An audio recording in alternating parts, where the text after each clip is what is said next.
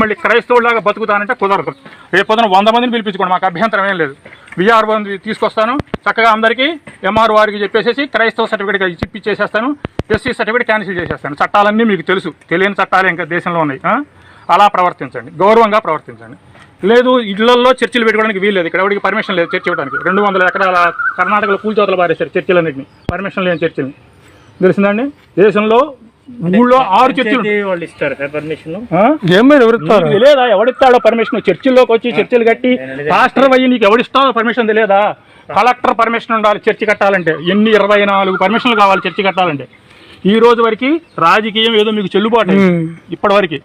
ఇక రాజకీయం చెల్లుబాటు కదా, ఆ రాజ్యం పోయింది, పాత రాజ్యాలు పోయింది, మీ ఇష్టం వచ్చిన తప్పేం లేదు. మేము మిమ్మల్ని దూషించట్లేదు, రాజకీయ నాయకులు చేస్తున్న వాటి వల్ల మీరు దెబ్బతింటారు. మీరు చక్కగా బాగా జాగ్రత్తగా, మాకు 3 కోట్ల మంది ఉన్నారు, ఇంకొక 2 వస్తారు, యేసు వల్ల మాకేం బాధలేదు, మాకు ఇబ్బంది లేదు. కానీ చట్ట పరిధిలో మీరు ప్రార్థనలు చేసుకోండి, చర్చను మెయింటైన్ చేసుకోండి. చట్ట పరిధి దాటారా, ఇప్పుడు ఆ 2 తాళాలు పగలగొట్టి మేమే తాళం వేస్తాం, కలెక్టర్ గారు ఎంఆర్ఓ గారు వస్తారు, పంచాయతీ తీర్చి అప్పుడు మీకు తెరుస్తారు. అది గుర్తుపెట్టుకోండి, తెలిసిందండి. రేపు పొద్దున వస్తారు, మళ్ళీ ఎప్పుడు వస్తాం, విఆర్ఓని తీసుకొని వస్తాం. చర్చిలో ఉన్నప్పుడు అందరికీ ఎస్సీ సర్టిఫికేట్ క్యాన్సిల్ అయిపోతుంది, క్రిస్టియన్ సర్టిఫికేట్ వస్తుంది. మీకైనా అంతే, ఎవరికైనా ఉద్యోగాలలో ఉంటే గ్యారంటీగా మీకు ప్రతిబంధకం. ఓకే, మెయింటైన్ చేసుకోండి, జాగ్రత్తగా మెయింటైన్ చేసుకోండి చర్చిని. మాకు అభ్యంతరం ఏం లేదు. చర్చిని చక్కగా చూసుకోండి, యేసుక్రీస్తుని చెప్పండి, ఆయన దయాపరమే చెప్పండి. కానీ మతం మార్చడం రాజ్యాంగం ప్రకారం నేరం. ఇక్కడ ఇళ్లలో ఎవరి దగ్గరికి ఇంతవరకు ఇంటికి నేను అసలు నువ్వు తెలియదు, అసలు రాకూడదు. నువ్వు అక్కడ నుంచి అవసరం లేదు. నీకు అక్కడ 15-20 కిలోమీటర్ల నుంచి ఇక్కడ ప్రార్థన చేస్తా, ఇక్కడ చేస్తున్నట్టు అవసరం అవసరం చెప్పు. నీకు యేసుక్రీస్తు భక్తులు ఉన్నాయి, చర్చిలేవా కల్లూరులో? నాగాలాండ్, ఈశాన్య రాష్ట్రాలన్నీ క్రైస్తవ దేశాలు, కల్లూరులో చర్చిలు లేవా అంటున్నాడు. కానీ వాళ్ళకి భారతదేశంలో మాకు కావాల్సింది ఇండియన్. ఈ దేశాన్ని గౌరవించేవాడు, కల్లూరులో చాలా చర్చి, దేశాన్ని గౌరవించేవాడు. ఈ దేశంలో మత మార్పిళ్లు జరిగి అనేకమైన రాజ్యాలు పోతూ ఉన్నాయి. కాబట్టి భారత రాజ్యాంగం ప్రకారం జరగాలి ఏదైనా సరే. మీరు రేపొద్దున క్రైస్తవులందరూ వచ్చి క్రిస్తాని వాడు ఎవడో వచ్చేసి దేశాన్ని ఆక్రమిస్తే మీరంతా అటు సపోర్ట్ చేస్తారంటుంది రాజ్యాంగం. అందుకని అంబేద్కర్ కూడా ఒప్పుకోలేదు, నా శవం మాత్రమే క్రైస్తవంలో చేరుతుంది అన్నాడు. నేను పొరపాటు కూడా క్రైస్తవంలో చేరినాడు అంబేద్కర్. మీ అందరికీ అంబేద్కర్ గారు పెద్ద గురువు కదా, మాకు గురువే. ఆయన క్రైస్తవం నా శవం మాత్రమే చేరుతుందన్నాడు. మీరందరూ క్రైస్తవంలో చేరుతున్నారు, చేరండి, తప్పేం లేదు. కానీ సర్టిఫికేట్ తీసుకోండి. నేను ఒరిజినల్ క్రిస్టియన్. నేను రేపు పొద్దున మీరు ఎక్కడుంటారు? కల్లూరులో. నేను కల్లూరు షుగర్ ఫ్యాక్టరీలో పనిచేశాను. మీది ఎన్ఎస్పీనా? పేరు, మీ పేరు? నా పేరు ఎవినేజ్. నా పూర్తి పేరు చెప్పండి. ఎవినేజే కాదు, మీకు మీ సర్టిఫికేట్లో ఏముంది చెప్పండి. సర్టిఫికేట్లో కూడా అదే ఉందా? వెరీ గుడ్, చూసుకోండి, జాగ్రత్తగా చూసుకోండి. రేపు 2-3 రోజుల్లో మళ్ళీ మాకు ఇంకొకసారి జరిగిందంటే ఇక్కడ కలెక్టర్కి ఎంఆర్ఓకి ఇస్తాం. ఆల్రెడీ అక్కడ ఆర్సీసీ వాళ్ళు చర్చి కడితే తీసేసాం, పీకాతలు పారేసాం. పాతకాలం రోజులు పోయినాయి. చట్ట ప్రకారం చట్టపరిధిలో చేసుకోండి, మీకేం ఇబ్బంది ఏం లేదు.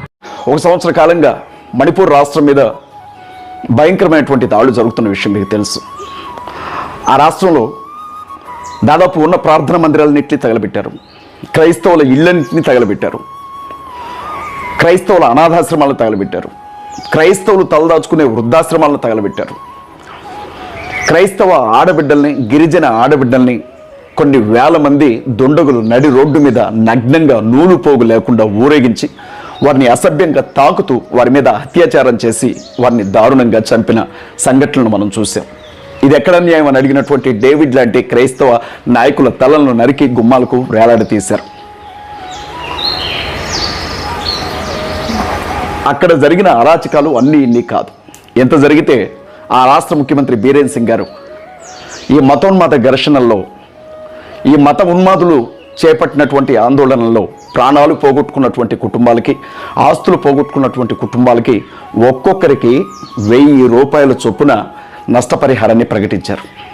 కుటుంబానికి 1000 రూపాయల నష్టపరిహారం. నాకు తెలిసి ప్రపంచ చరిత్రలో ఏ దేశ ప్రభుత్వాలు కానీ, భారతదేశ చరిత్రలో ఏ రాష్ట్ర ముఖ్యమంత్రి కానీ ప్రకటించడంత గొప్ప నష్టపరిహారాన్ని ఆయన ప్రకటించాడు. ఆ రోజే మేము చెప్పాం, ఆ 1000 రూపాయలు ఇంకొక 16 రూపాయలు కలిపి బీరేన్ సింగ్ గారికే ఇవ్వండి, రేపొద్దున ఆయన చచ్చిపోతే ఆయన శవాన్ని పాతిపెట్టినప్పుడు మీద పూలు చల్లడానికి ఉపయోగపడతాయి ఆ డబ్బులు అని చెప్పి మేము ఆ రోజే మాట్లాడాం. దాదాపు ప్రపంచం మొత్తం తిరిగిన నరేంద్ర మోడీ ఇంతవరకు ఎన్నికల ప్రచారానికి కూడా మణిపూర్ వెళ్ళలేదు అని అంటే మణిపూర్ పరిస్థితి ఎంత దయనీయంగా ఉందో ఆలోచించండి. అదేం పాకిస్తాన్లో లేదు, అదేం ఆఫ్ఘనిస్తాన్లో లేదు, అదేం ఇరాక్లో లేదు, ఇరాన్లో లేదు. భారతదేశంలో క్రైస్తవులు అధిక భాగం బ్రతికే పచ్చని పంట పొలం లాంటి మణిపూర్ రాష్ట్రం బీజేపీ చేతుల్లో పడి విలవిల్లాడుతూ చివరికి రావణ కాష్టంలాగా మారిపోయింది. అలా చేశారు. తినడానికి తిండి లేదు, కట్టుకోవడానికి బట్టలు లేవు, ఉండడానికి నివాసాలు లేవు. ప్రతిరోజు ఎవరో ఒకరి చేతుల్లో మా ఆడబిడ్డల మానాలు పోతున్నాయి, మా చంటి బిడ్డలు చనిపోతున్నారు.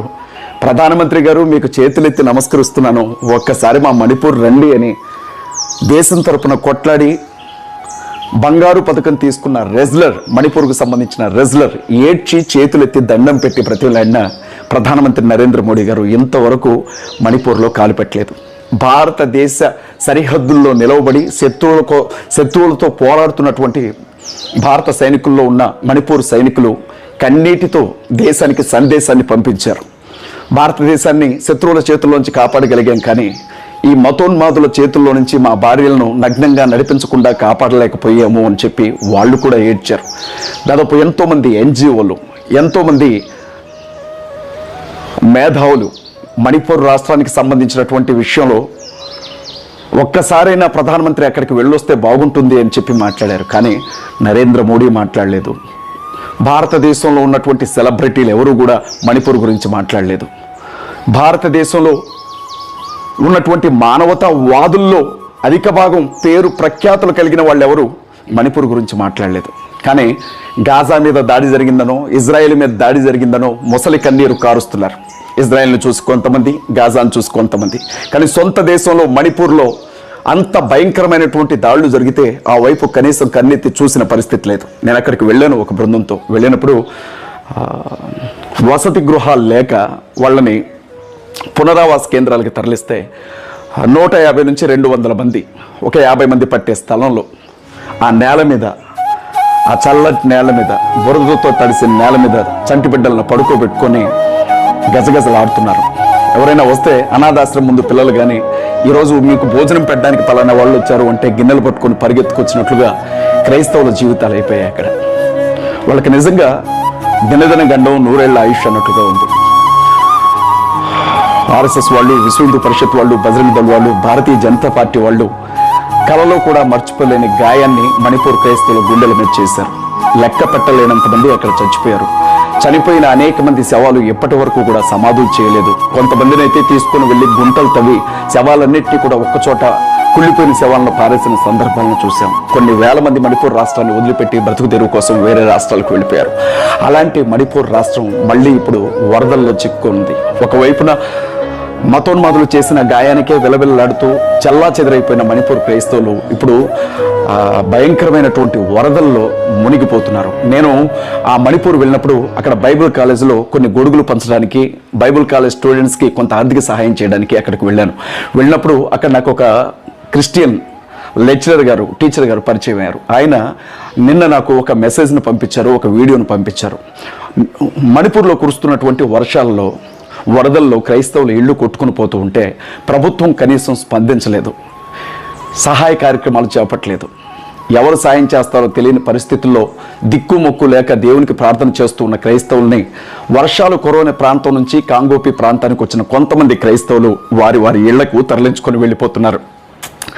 ప్రకృతి విపత్తులు జరిగినప్పుడు కానీ, రాగోడిని నష్టం ఏదైనా సంభవించినప్పుడు కానీ, శాంతి భద్రతల విఘాతం కలిగినప్పుడు కానీ ప్రభుత్వాలు పట్టించుకోవాలి. కానీ మణిపూర్ ప్రభుత్వం వీలైనంత మంది క్రైస్తవులను చంపే విషయంలోనే శ్రద్ధ చూపిస్తుంది, కానీ ఒక్కసారి కూడా వాళ్ళకి సహాయం చేయడానికి ముందుకు రాలేదు. నిజంగా మనుషులందరి మధ్య బ్రతుకుతున్నటువంటి మణిపూర్ క్రైస్తవులు ఆకలితోనే నిద్రపోతున్నారు, చలితోనే నిద్రపోతున్నారు, రోగాలతో ప్రాణాలు విడుస్తున్నారు. ఏ వైపు నుంచి తుపాకీలు కాల్పులు వినబడతాయో తెలియదు, ఏ వైపున కత్తులతో నరుగుతారో తెలియదు, ఏ వైపున బాంబులు విసురుతారో తెలియదు.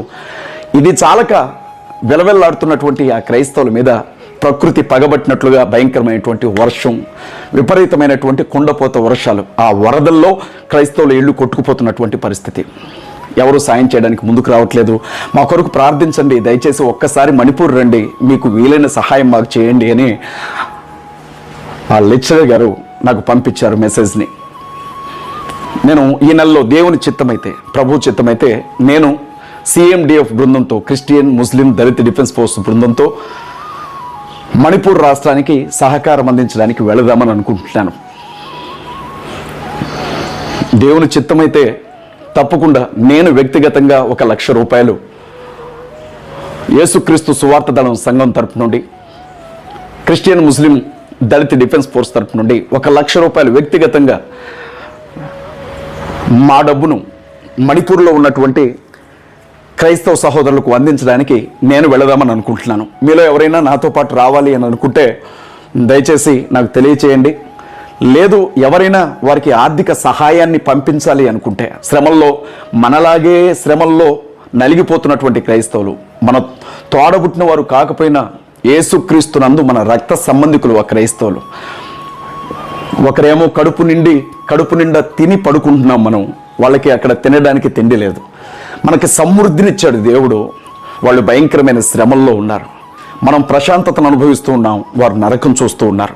వారు కూడా మనలాగా యేసుక్రీస్తు ప్రభువును నమ్ముకున్నందు వలననే వాళ్ళు ఈ శ్రమలు అనుభవిస్తున్నారు. అపోస్తులైన యోహాన్ అంటాడు, యేసుక్రీస్తు ప్రభువుని గురించి నేను ఇచ్చిన సాక్ష్యాన్ని బట్టి, దేవుని వాక్యాన్ని బట్టి పద్మాస్ ద్వీపంలో నేను పరవాసిగా ఖైదును అనుభవించానంటాడు. ఇవాళ కేవలం క్రీస్తును బట్టి వారిస్తున్న సాక్ష్యాన్ని బట్టి భయంకరంగా వాళ్ళు చిత్రహింసలకు గురవుతూ ఉన్నారు. కాబట్టి వారికి మనవంతుగా చేయదగినటువంటి సాయాన్ని అందించడానికి నేను బయలుదేరి వెళ్తున్నాను. మీలో ఎవరైనా ప్రేరేపించబడిన వారు ఉంటే ఒక్కసారి మీ పూర్వస్థితిని కూడా జ్ఞాపకం చేసుకోండి. ఒకనాడు మీరు ఎలా ఉండేవారో, కష్టాలు, శ్రమలు, ఇబ్బందులు మిమ్మల్ని ఎలా వెంటాడాయో, ఎవరైనా సాయం చేస్తారేమోనని చెప్పి 4 వైపులా ఎలా చూసేవారో ఒకసారి జ్ఞాపకం చేసుకోండి. ఆనాడు ప్రభు చేసిన సాయమే, ఆనాడు మనుషులను ప్రేరేపించి ప్రభు అందించిన సహాయంతోనే ఈరోజు మనం స్థిరపడగలిగాం. ఇవాళ మనకి తినడానికి తిండి, కట్టుకోవడానికి బట్ట, ఉండడానికి నివాసం, తిరగడానికి కారు, ఈరోజు ఒక లగ్జరీ లైఫ్ ఉద్యోగస్తులుగా, వ్యాపారస్తులుగా ఉన్నతమైన స్థితుల్లో ఉండే క్రైస్తవులు అనుభవిస్తున్నారు అంటే దేవుని ఆశీర్వాదమే కారణం. ఆయన అంటాడు, ఆకలితో ఉన్న వారికి అన్నం పెట్టండి, వస్త్రాలు లేని వారికి వస్త్రాలు ఇవ్వండి, అనారోగ్యంతో ఉన్న వారిని పరామర్శించండి, జైల్లో ఉన్న వారిని చూసిరండి అన్నాడు మన ప్రభువు. మన మీద ఆ బాధ్యత పెట్టబడింది. కాబట్టి మంచి సమరయుల్లాగా మన దగ్గర ఉన్నటువంటి సమృద్ధిలో నుంచి కొంత భాగం వారి కొరకు ఖర్చు పెడదాం, వారికి అండగా నిలవబడదాం, వారికి సహాయం చేద్దాం. దానికి నేను ముందుకు వెళుతున్నాను, ఆ బాధ్యత నేను తీసుకుంటున్నాను. నేను వెళుతున్నాను సిఎండిఎఫ్ బృందంతో మణిపూర్ రాష్ట్రానికి. దేవుని చిత్తమైతే తప్పనిసరిగా నేను వెళతాను. ఈ నెలలో ప్రార్థనలో జ్ఞాపకం చేసుకోండి. ఎవరు నన్ను నమ్మినా, ఎవరు నన్ను నమ్మకపోయినా నేను చేయాలనుకుంటున్నటువంటి సహాయం అక్కడికి వెళ్ళి చేసి నా బృందంతో మరలా క్షేమంగా తిరిగి రావడానికి ప్రార్థనలో జ్ఞాపకం చేసుకోండి. మీలో ఎవరైనా వారికి సహాయం చేయాలి అనుకుంటే మాత్రం తప్పనిసరిగా మీ వంతు సహకారాన్ని తీసుకొని నా వెంట కదలరండి. లేదు అని అంటే మీ వంతుగా ఆర్థిక సహకారాన్ని నా నంబర్కి మీరు పంపించండి. తప్పకుండా మీరు పంపించిన ఆ సొమ్మును దేవుని సొమ్ముగా, దేవుని ప్రజల సొమ్ముగా వారికి అప్పగించు.